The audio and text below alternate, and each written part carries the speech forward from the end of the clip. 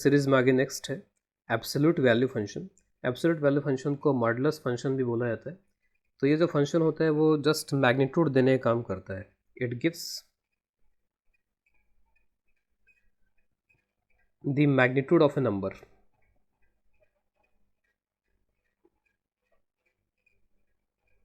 तो जस्ट ये आपको मैग्नीट्यूड बताएगा। जैसे अगर आप मॉड 2 करो तो ये 2 ही आ जाएगा, लेकिन अगर आप मॉड ऑफ -2 करो तो फिर ये आपको 2 बताएगा।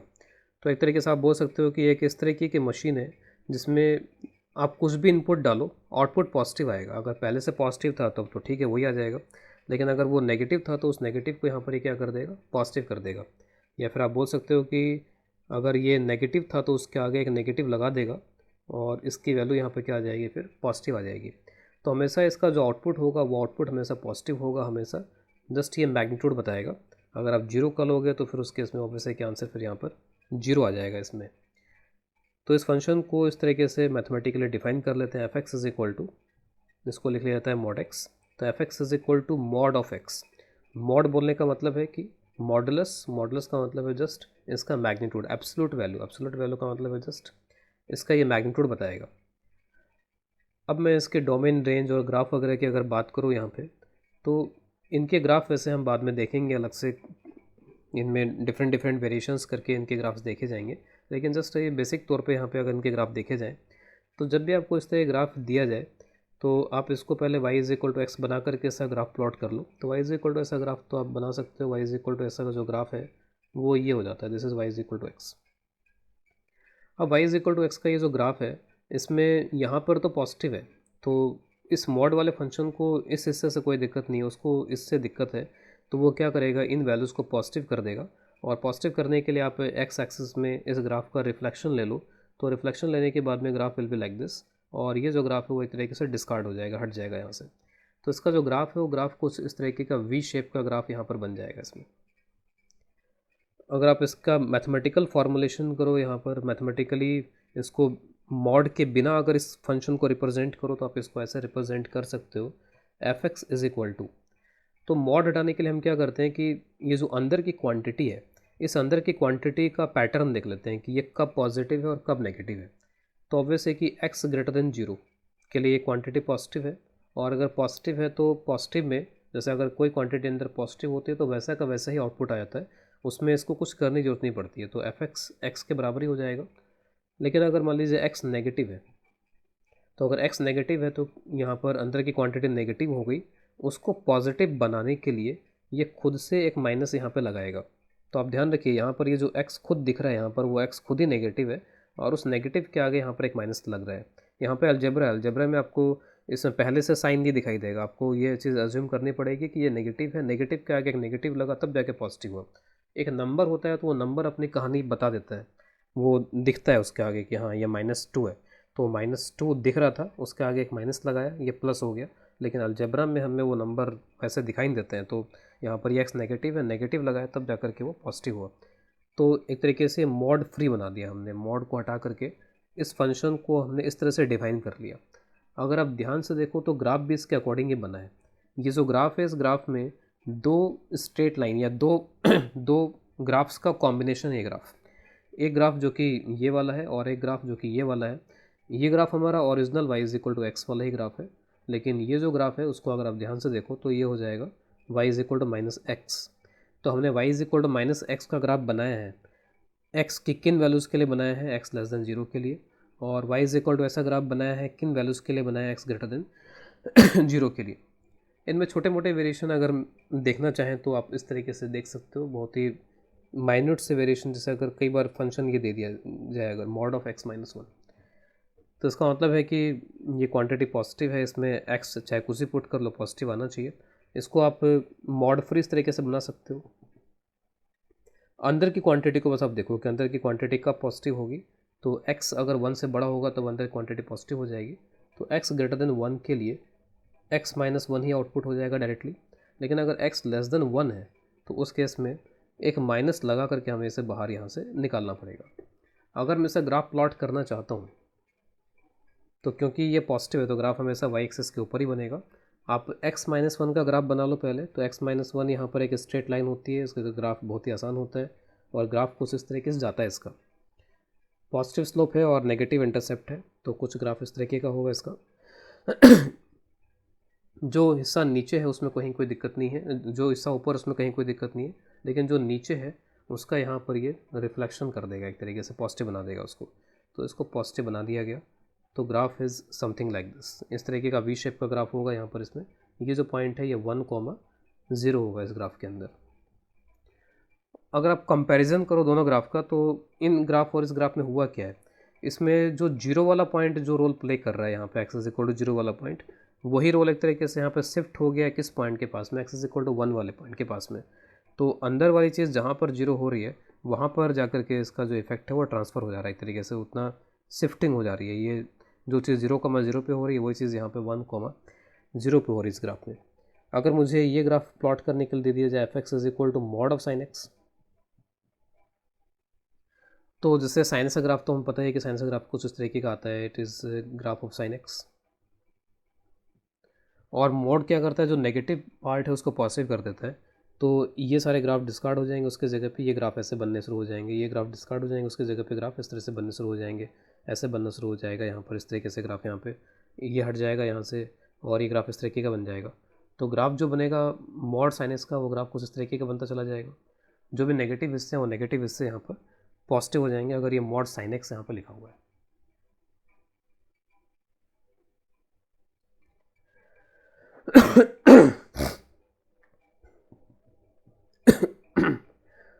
Suppose f x is equal to x² - 5x + 6 है यहाँ पर ये, तो अंदर क्वाड्रेटिक है ये। और ये जो क्वाड्रेटिक है तो ये क्वाड्रेटिक पॉजिटिव भी हो सकती है, नेगेटिव भी हो सकती है। अपवर्ड पैराबोला ग्राफ बनता है। अगर मैं सिर्फ इसका ग्राफ बनाऊँ तो अपवर्ड पैराबोला बनेगा यहाँ पर ये ग्राफ। इस ग्राफ में क्योंकि अपवर्ड पैराबोला बन रहा है, और आप साथ के साथ ये भी देख सकते हो कि 2 पॉइंट ऐसे हैं जहाँ पर कि इस ये 0 भी हो रहा है, तो x इज इक्वल टू 3 पे यहाँ पर ये 0 हो रहा है। तो साइन स्कीम देखना इसका बड़ा आसान है। तो अंदर वाली क्वांटिटी को हम देखते हैं कि उसका साइन किस तरीके से चेंज हो रहा है। तो 3 के आगे पॉजिटिव, फिर नेगेटिव, फिर पॉजिटिव। तो जिस इंटरवल में पॉजिटिव है तो उसमें तो एज इट इज़ निकल करके बाहर आ जाता है, जिस इंटरवल में नेगेटिव है वहाँ पर एक नेगेटिव निकल करके बाहर आएगा, और उसके बाद में जिस इंटरवल में पॉजिटिव है तो एज इट इज़ बाहर आ जाएगा। अगर आप इसको मॉड फ्री बनाना चाहो तो इसका मॉड फ्री जो वर्जन होगा वो इस तरीके का होगा, x 2 और x 3 इन दोनों के लिए आप इसको एज इट इज़ बाहर निकाल सकते हो, x² - 5x + 6। लेकिन ये जो इंटरवल है 2 से 3 का, तो 2 से 3 का जो इंटरवल है उसमें आपको एक माइनस पहले से लगाना पड़ेगा इसको मॉड फ्री बनाने के लिए। लेकिन उनको अब ये प्रॉब्लम हो सकती है कि इक्वालिटी कहाँ पे लगानी है। तो इस तरीके के फंक्शन में ये मैटर नहीं करता है कि इक्वालिटी आप यहाँ पे लगाओ चाहे यहाँ पे लगाओ, दोनों में कोई दिक्कत नहीं है, क्योंकि 1 आप रखते हो तो 1 पे ये भी 0 और 1 पे ये भी 0। तो 1 यहाँ पे रख लो चाहे यहाँ पे रख लो, दोनों से वैल्यूज़ जो मिल रही हैं वो बराबर मिल रही हैं। तो जो भी ये बाउंड्री वाले पॉइंट्स हैं वो कोई खास यहाँ पर मैटर नहीं कर रहे हैं। अगर मैं इसका ग्राफ बनाना चाहूँ तो पहले आप ग्राफ बनाओ x² - 5x + 6, कहाँ कहाँ 0 हो रहा है 2 और 3 पे, और किस तरीके का पैराबोला होगा अपवर्ड। तो अगेन हमें कुछ कॉमन सेंस अप्लाई करके इसका ग्राफ बना देना चाहिए। तो 2 और 3 यहाँ पर तो ये 0 होगा, और उसके साथ साथ अपवर्ड पैराबोला बनाना है।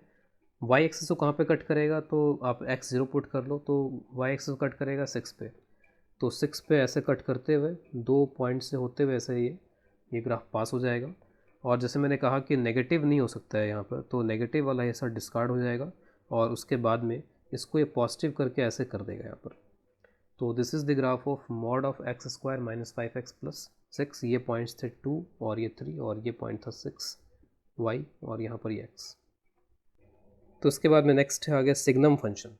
तो सिग्नम फंक्शन एक तरीके से इसमें साइन जैसा कुछ आ रहा है यहाँ पे। तो एक तरीके से ये जो फंक्शन होता है वो साइन बताने का काम करता है। किस तरीके से करता है पहले इसको मैं एक बार डिफाइन कर देता हूँ। Suppose y is equal to fx, इसको इस तरीके से भी लिख दिया जाता है signum x, SGN x, signum x।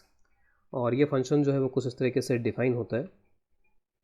अगर x यहाँ पे लेस देन 0 है तो ये -1 हो जाता है, यानी कि नेगेटिव है तो -1 हो जाता है यहाँ पे।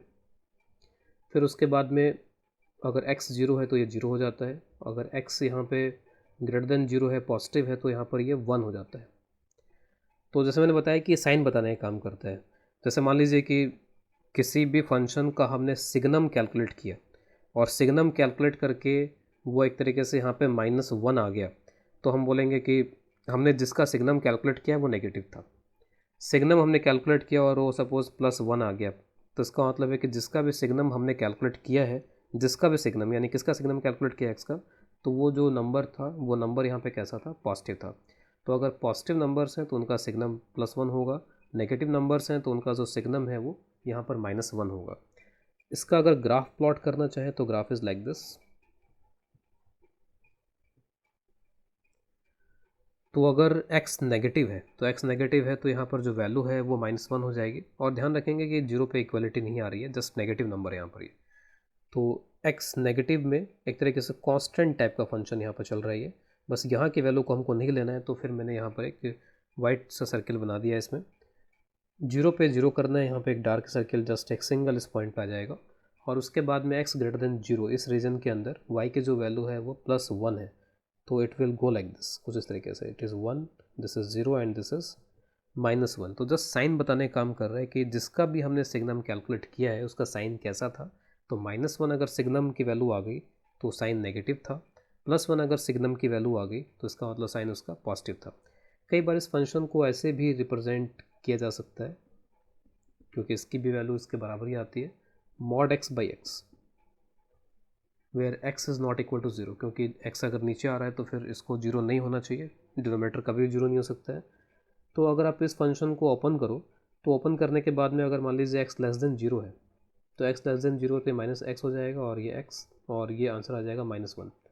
अगर x पॉजिटिव है तो उस केस में ये जो आंसर है वो आंसर यहाँ पे x/x यानी कि +1, तो उसी तरीके की वैल्यू दे रहा है जिस तरीके की वैल्यू यहाँ से आ रही है। तो आप इसको इस तरीके से भी यहाँ पर रिप्रेजेंट कर सकते हो। अब इसमें थोड़े वेरिएशंस अगर देखे जाए, जैसे सिग्नम आप कैलकुलेट करते हो 1+x² का, सपोज आप इसका सिग्नम कैलकुलेट कर रहे हो, तो 1+x², अब अंदर की क्वांटिटी आप देखो कि किस तरीके की है वो क्वांटिटी। तो सिग्नम कहता ही क्या है कि अगर अंदर की क्वांटिटी नेगेटिव है तो -1 आएगा ये, अंदर की क्वांटिटी अगर 0 है तो उस केस में 0 आएगा ये, अंदर की क्वांटिटी अगर 1 है तो उस केस में, अंदर की क्वांटिटी अगर पॉजिटिव है तो फिर ये 1 आएगा ये। तो अंदर की जो क्वांटिटी है वो है किस तरीके की, यहाँ पे वो नेगेटिव है पॉजिटिव है किस तरीके की है, तो 1+x²। तो ये चीज़ ऑब्वियस है कि ये जो क्वांटिटी है वो हमेशा पॉजिटिव है, इट इज़ ऑलवेज पॉजिटिव। और signum of positive, signum of positive value क्या आती है, 1 के बराबर आती है, तो इस सिग्नम की जो वैल्यू होगी वो 1 के बराबर आ जाएगी। सपोज आप इसका सिग्नम कैलकुलेट करना चाहते हो x² - 5x+6, इसका सिग्नम कैलकुलेट करना है आपको, तो आपको देखना पड़ेगा कि इसकी वैल्यू अब कैसी है, पॉजिटिव है नेगेटिव किस तरीके की है। तो इसका जो ग्राफ बनता है, क्योंकि इजीली फैक्टर हो जाते हैं x² - 5x+6 का, तो ग्राफ बनाना थोड़ा आसान पड़ता है। x-2 इंटू x-3, 2 और 3 पे इसकी वैल्यू 0 आएगी, और y एक्सेस को 6 पे क्रॉस करेगा, क्योंकि अगर आप x0 पुट करो तो वो 6 आएगा इसमें। तो it will go like this, कुछ इस तरीके से जाना चाहिए इसको, ये 2 और यहाँ पर ये 3। अब आप देख सकते हो कि कहाँ पर अंदर वाली जो क्वांटिटी है वो पॉजिटिव है, नेगेटिव है, 0 है, क्या है, उसके अकॉर्डिंगली सिग्नम का आंसर आएगा। तो 2 से पहले पहले जब x 2 से कम है यहाँ पर तो फंक्शन पॉजिटिव है, फंक्शन 3 से आगे पॉजिटिव है, और 2 से 3 में फंक्शन नेगेटिव है, और एग्जैक्टली यहाँ और यहाँ जो फंक्शन है वो 0 है यहाँ पर। तो मैं इसकी वैल्यू यहाँ पर लिखता जाता हूँ, इस सिग्नम की वैल्यू मैं यहाँ पर लिखता जाता हूँ 2 से पहले पहले, क्योंकि अंदर की क्वांटिटी पॉजिटिव होगी, अंदर क्वांटिटी अगर पॉजिटिव होगी तो सिग्नम की वैल्यू यहाँ पर 1 होगी, ठीक है, सिग्नम की वैल्यू 1 होगी -∞ से लेके -2 तक। फिर उसके बाद में एग्जैक्टली जब यहाँ पे ये 2 होगा, x इज इक्वल टू 2, तो क्योंकि 0 हो गया तो सिग्नम की वैल्यू हो जाएगी 0। फिर उसके बाद में आप 2 से 3 पे आ जाओ, तो 2 से 3 में अंदर की क्वांटिटी, ये जो अंदर की क्वांटिटी है वो नेगेटिव है तो सिग्नम -1 हो जाएगा। 3 पे आ जाओ एग्जैक्टली, तो 3 पे जो एग्जैक्ट वैल्यू है वो 0 हो जाएगी फिर यहाँ पर सिग्नम की, और उसके बाद में फिर अगेन पॉजिटिव, तो x ग्रेटर देन 3, अंदर की क्वांटिटी पॉजिटिव हो गई है तो सिग्नम की जो वैल्यू है वो यहाँ पे किस तरीके की हो जाएगी, +1 हो जाएगी। इसके बाद एक बड़ा इंपॉर्टेंट फंक्शन यहाँ पर डिस्कस कर रहे हैं, that is called greatest integer function.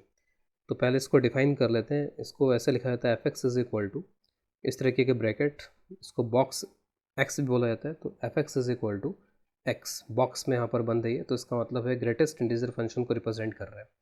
तो ग्रेटेस्ट इंटीजर फंक्शन जो होता है उसको कैसे डिफाइन करते हैं यहाँ पे, तो ये जो बॉक्स x होता है इट रिप्रेजेंट्स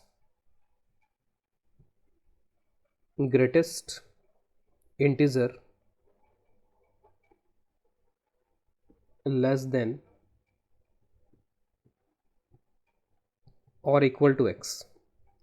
तो जो भी x हमको दिया गया है उस x से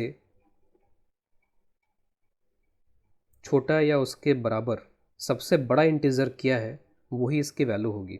इसको मैं एक एग्जांपल से यहाँ पे क्लियर कर देता हूँ।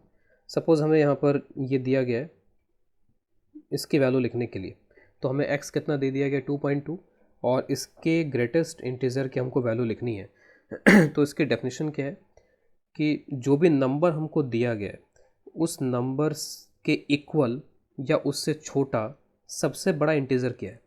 जो भी नंबर दिया गया उस नंबर के इक्वल या उससे छोटा सबसे बड़ा इंटीजर क्या है, greatest integer less than or equal to x. तो आप चाहो तो यहाँ पर एक नंबर लाइन टाइप की प्लॉट कर सकते हो। It is 0, this is 1, this is 2 और यहाँ पे 3, यहाँ कहीं पे हमारा यहाँ पर ये 2.2 है सपोज। तो 2.2 के बराबर तो कोई इंटीजर होता नहीं है, तो बराबर वाला केस तो ख़त्म हो गया। 2.2 से छोटा और सबसे बड़ा, तो 2.2 से छोटे जो इंटीजर्स हैं वो क्या क्या हैं, 2 है, 1 है, 0 है, -1 है, बहुत सारे हैं। लेकिन उनमें सबसे बड़ा कौन सा है, ग्रेटेस्ट कौन सा उन सब में, तो उनमें जो ग्रेटेस्ट है वो यहाँ पे 2 है। तो 2.2 का जो ग्रेटेस्ट इंटीजर है इसकी वैल्यू यहाँ पे कितनी हो जाएगी, 2 के बराबर। एक बार वापस से इसको समझते हैं। तो इस नंबर का मेरे को ग्रेटेस्ट इंटीजर चाहिए, तो ग्रेटेस्ट इंटीजर का मतलब है कि या तो इसके बराबर होना चाहिए, तो बराबर तो इंटीजर नहीं है ना, 2.2 तो इंटीजर नहीं है, तो उससे छोटा सबसे बड़ा, तो उससे छोटे कौन कौन है, 2 है, 1, 0, इस तरीके के बहुत सारे हैं। उनमें सबसे बड़ा जो है वो यहाँ पर ये 2 है, तो दिस इज़ 2। सपोज़ अगर मेरे को -2.2 का अगर दिया जाए, -2.2 का ग्रेटेस्ट इंटीजर, तो आप नंबर लाइन पे आओ, इधर -1, ये -2, ये -3, यहाँ कहीं पे जाकर के आपका -2.2 आ रहा है। तो ये जो वैल्यू है -2.2 इसके बराबर या इससे छोटा इंटीजर होना चाहिए, और जितने भी छोटे इंटीजर्स हैं उन सब में बड़ा होना चाहिए, वो हमारा आंसर यहाँ पर होगा। तो -2.2 खुद एक इंटीजर यहाँ पर नहीं है, तो -2.2 ये तो हट गया यहाँ से। अब इससे छोटे इंटीजर्स कौन कौन से हैं, इस वैल्यू से छोटे इंटीजर्स कौन कौन से हैं, तो -3 है, -4 है, ये सब इससे छोटे इंटीजर्स हैं।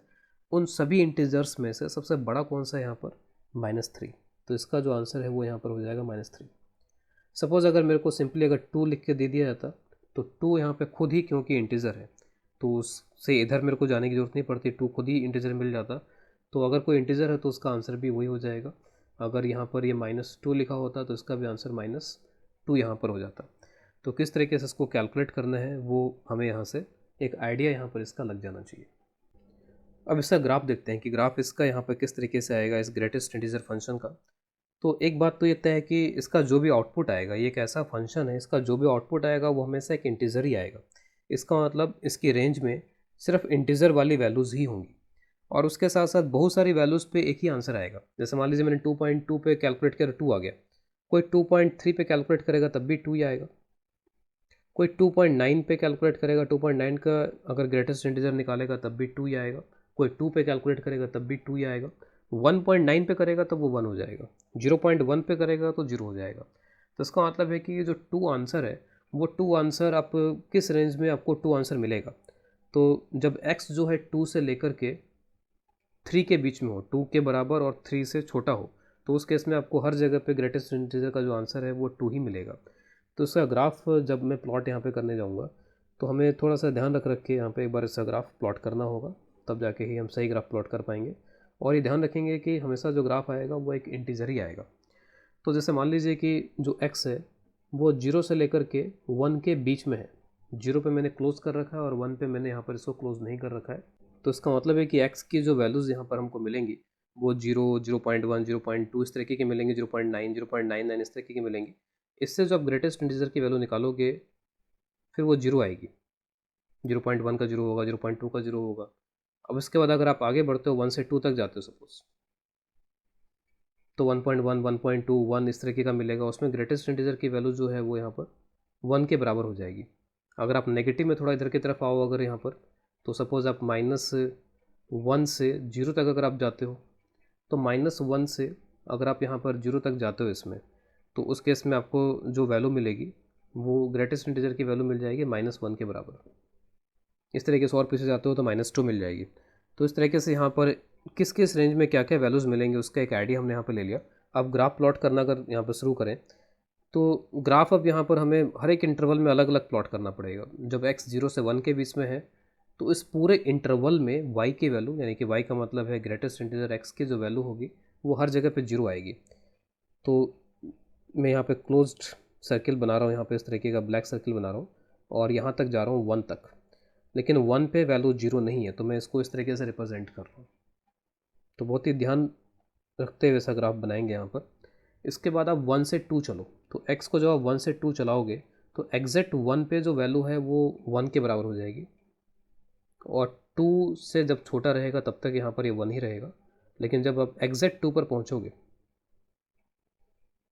तब फिर ये 1 के बराबर नहीं आएगा, तो यहाँ पर ये 1 है। इसी तरीके से 2 से 3 चलो तो एग्जैक्ट 2 पे जो वैल्यू आएगी वो 2 आ जाएगी, और उसके बाद में एग्जैक्ट 3 कुछ ये हो गया तो ये वाली वैल्यू हो जाएगी 2 के बराबर। इस तरीके से 3 से 4 चलो तो एग्जैक्ट 3 जो होगा वहाँ पे तो ये 3 आ जाएगा, लेकिन 4 से पहले पहले यहाँ पर ये 3 रहेगा। ठीक कुछ इस तरीके से बढ़ता जा रहा है यहाँ पर ऊपर की तरफ ग्राफ, और ऐसे कांस्टेंट लाइंस का यहाँ पर कॉम्बिनेशन है। इस तरीके से अगर आप नीचे आओगे तो पहले आप -1 का ग्राफ बनाओगे 0 से लेकर के -1 के बीच में, तो -1 पे एग्जैक्टली यहाँ पे क्लोज हो जाएगा और यहाँ पर ऐसा सर्किल बनेगा इसमें। इसके बाद जो आप थोड़ा और इधर आओगे यहाँ पे -2, तो -2 पे यहाँ पे ये क्लोज हो जाएगा, लेकिन यहाँ पर ये इस तरीके का वाइट टाइप का सर्किल बनेगा। तो क्योंकि इसमें स्टेप टाइप के हैं, कुछ ऐसा लग रहा है कि सीढ़ी टाइप की बनती जा रही है, सीढ़ी हो गई फिर एक सीढ़ी हो गई, इस तरीके से यहाँ पर ये स्टेप बनते चले जा रहे हैं, तो इसलिए इसको स्टेप फंक्शन या स्टेप ऑफ फंक्शन भी बोला जाता है। तो ग्राफ इसका इस तरीके का बन रहा है। आप इसका अगर डोमेन डिफाइन करो तो डोमेन में आप इनपुट देने में तो आपको कोई प्रॉब्लम नहीं है, आप इनपुट कुछ भी दे दो, इनपुट देने में क्या है, लेकिन जो आउटपुट है वो थोड़ा रिस्ट्रिक्टेड आ रहा है। आउटपुट में सिर्फ यहाँ पर सिर्फ और सिर्फ यहाँ पर इंटीग्रल वैल्यूज़ ही आ रही हैं इसके अंदर, तो डोमेन तो इसका आर हो जाएगा, लेकिन जो रेंज होगी वो रेंज यहाँ पर ऑल इंटीजर्स हो जाएंगे। तो रेंज में इंटीजर और डोमेन में यहाँ पर ऑल रियल नंबर्स। इसके बाद में कुछ प्रॉपर्टीज़ लिख रहा हूँ यहाँ पे ग्रेटेस्ट इंटीजर फंक्शंस की, जिनको चाहे तो याद रख सकते हैं, कई बार वो हमें डिफरेंट क्वेश्चन में हेल्प कर सकते हैं एक अप्रोच बनाने में। जैसे जो ग्रेटेस्ट इंटीजर होता है उसको आप लिख सकते हो कि it is always less than or equal to x. ठीक है, उस एक्स से तो कम ही आएगा या फिर उसके बराबर आएगा, लेकिन x -1 से हमेशा यहाँ पर ये बड़ा होता है। जैसे मान लीजिए अगर आप x की वैल्यू 4.3 ले रहे हैं इसमें, तो x की वैल्यू अगर 4.3 ले रहे हैं तो जो ग्रेटेस्ट इंटीजर है वो यहाँ पे 4 आ गया, तो वो इस x से तो कम आ गया, लेकिन अगर आप इसमें 1 हटा दो तो 1 हटाने के बाद में वो 3.3 हो जाएगा। 1 का मतलब है कि आप सीधे ही एक इंटीजर की कमी कर दे रहे हो उसमें, तो x -1 नहीं 3.3 से तो ये बड़ा ही आ रहा है यहाँ पर इसमें। तो x -1 से लेके x के बीच में x के बराबर हो सकता है। बराबर तब होगा जब आप x को एग्जैक्टली इंटीजर ले लो। अगर आप x को इंटीजर ले लोगे तो जो ग्रेटेस्ट इंटीजर है वो भी उसी के बराबर आ जाता है, तो उस केस में यहाँ पर इक्वलिटी आ गई इसके अंदर। तो ये फर्स्ट। इसके बाद में सेकंड प्रॉपर्टी में यहाँ पर लिख रहा हूँ, greatest integer of a number x is less than or equal to x is less than or equal to greatest integer +1। तो कोई भी नंबर जो x होता है वो उसका जो ग्रेटेस्ट इंटीजर होता है, तो ग्रेटेस्ट इंटीजर और ग्रेटेस्ट इंटीजर +1 के बीच में होता है। तो इसको भी आप यहाँ पर कुछ एग्जांपल लेकर के देख सकते हो। ये वाला इनइक्वालिटी तो बिल्कुल वैसा का वैसा ही है जैसा वहाँ पर लिखा गया है, बस इसमें ये 1 यहाँ पर जस्ट इसमें ऐड कर दिया गया है। जैसे मान लीजिए अगर आप x को 4.3 लेते हो, तो x को अगर आप 4.3 लेते हो तो उसका जो ग्रेटेस्ट इंटीजर है वो तो 4 हो जाएगा, लेकिन जैसे आप उसमें 1 ऐड करोगे तो फिर वो 5 इस रेंज में जाना स्टार्ट कर देगा। तो इसके बराबर यहाँ पे कभी नहीं आएगा। जो बराबरी आएगी वो यहीं पे आएगी, और बराबरी तभी आती है जब यहाँ पर ये एग्जैक्ट उस केस में ये इंटीजर हो जाए, x अगर इंटीजर हो जाए तब ये बराबरी आ जाती है यहाँ पे।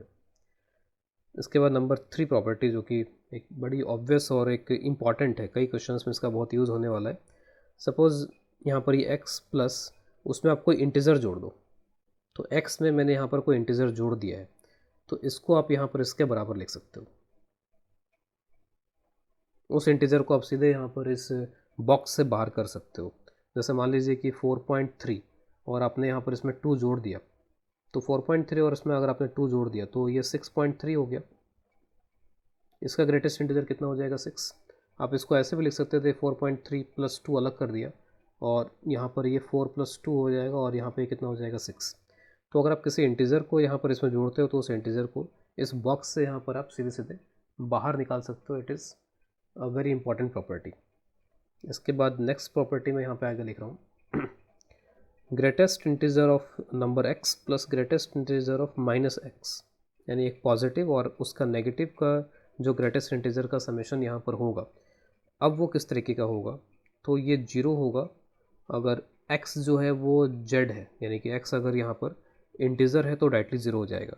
जैसे बहुत ही आसानी से बताया जा सकता है इसको, लेट्स से कि 4.3 और -4.3, तो 4.3 का ग्रेटेस्ट इंटीजर 4 होगा और -4.3, सॉरी इंटीजर का केस ले रहे हैं यहाँ पे, तो 4 का इंटीजर ग्रेटेस्ट इंटीजर 4 हो जाएगा और -4 का जो ग्रेटेस्ट इंटीजर है ये -4 हो जाएगा। इनका समेशन जब किया जाएगा तो ये 0 हो जाएगा। लेकिन अगर यहाँ पे इंटीजर अगर नहीं है तो इंटीजर नहीं होने के केस में ये आंसर -1 आएगा। If x does not belong to integer, अगर x इंटीजर यहाँ पर नहीं है तब। तो अगेन जैसे 4.3 अगर मैं यहाँ पे लेता हूँ तो 4.3 का तो 0.3 हो जाता है। लेकिन अगर आप -4.3 लेते हो तो कई बार कुछ लोगों को इसमें बड़ी दिक्कत होती है -4.3। तो आप हमेशा ध्यान रखो कि इसको जैसे नंबर लाइन पर अगर आप दिखाओगे तो ये -4 है और यहाँ पे -5 है, यहाँ पे -4.3 आएगा।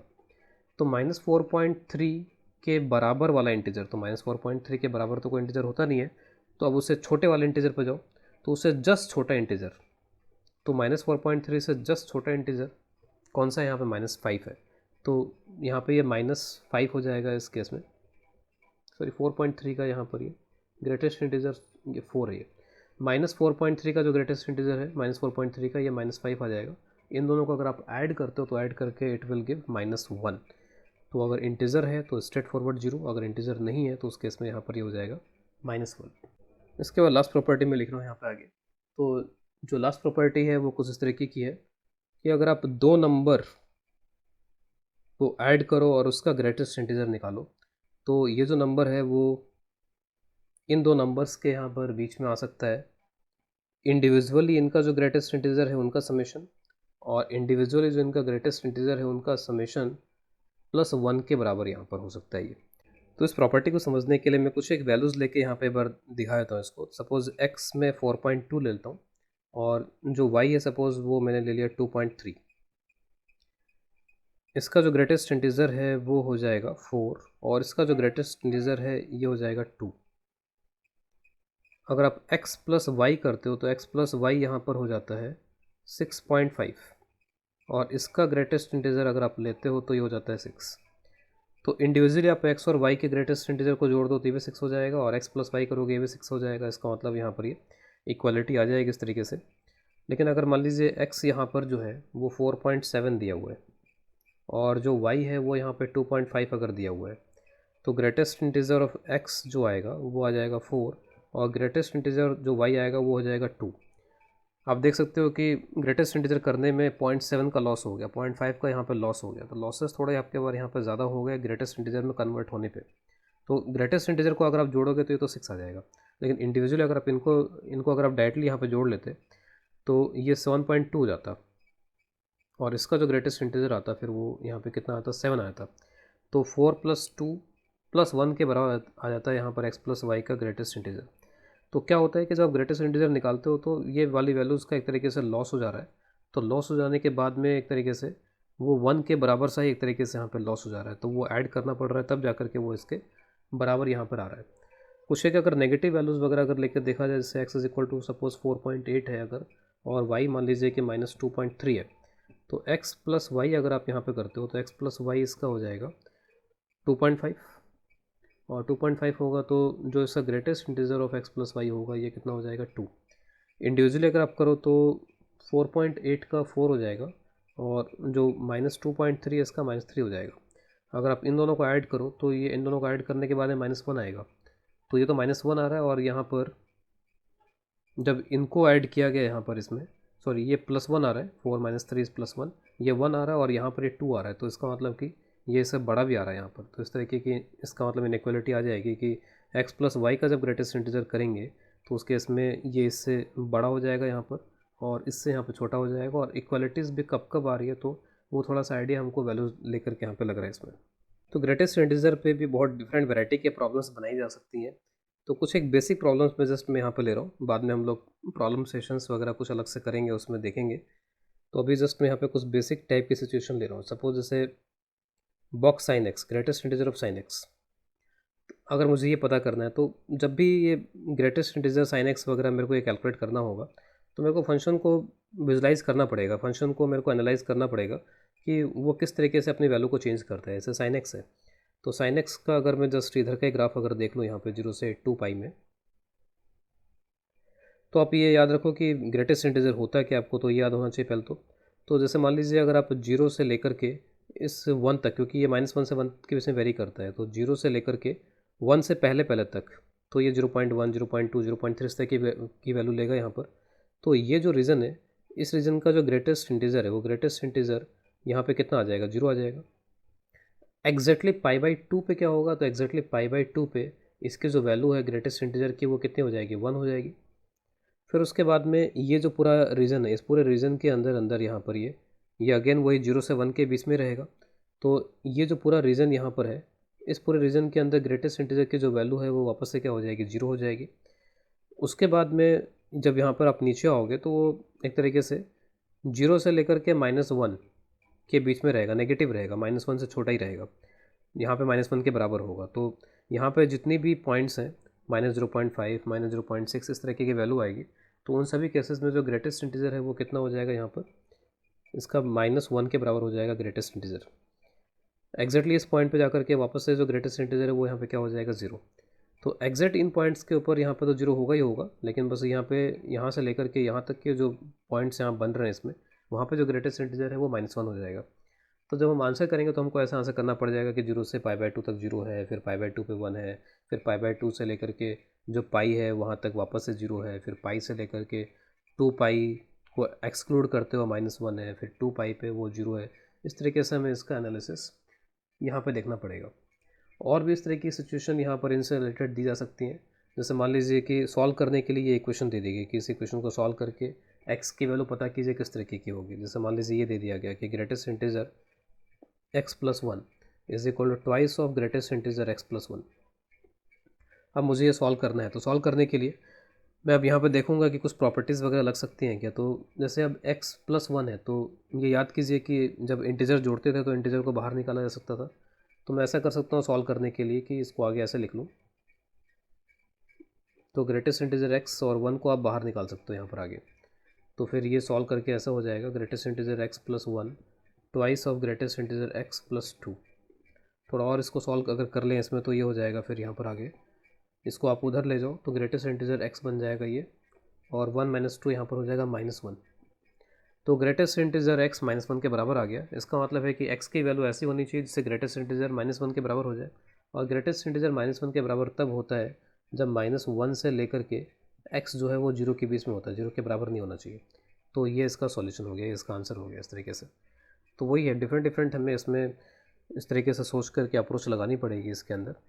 एक क्वेश्चन में ऐसे ट्राई करने के लिए एज ए होमवर्क यहाँ दे रहा हूँ, उसको खुद से ट्राई कर सकते हैं।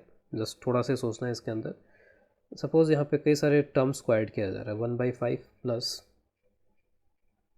1/100, फिर 1/5 प्लस 2/100, फिर 1/5 प्लस 3/100। तो आप देख सकते हो पैटर्न यहाँ पे क्या है, ये तो टर्म वही रह रही है बार बार 1/5 1/5, और ये जो टर्म है 1/100, फिर 2/100, फिर 3/100, फिर 4/100, 5/100 अप टू, इसको मैं यहाँ तक लेके जा रहा हूँ 1/5 प्लस 200/100 तक लेके जा रहा हूँ। तो ये जो समेशन है, इस समेशन का आपको आंसर बताना है कि ये जो समेशन है वो किसके बराबर आएगा इसमें।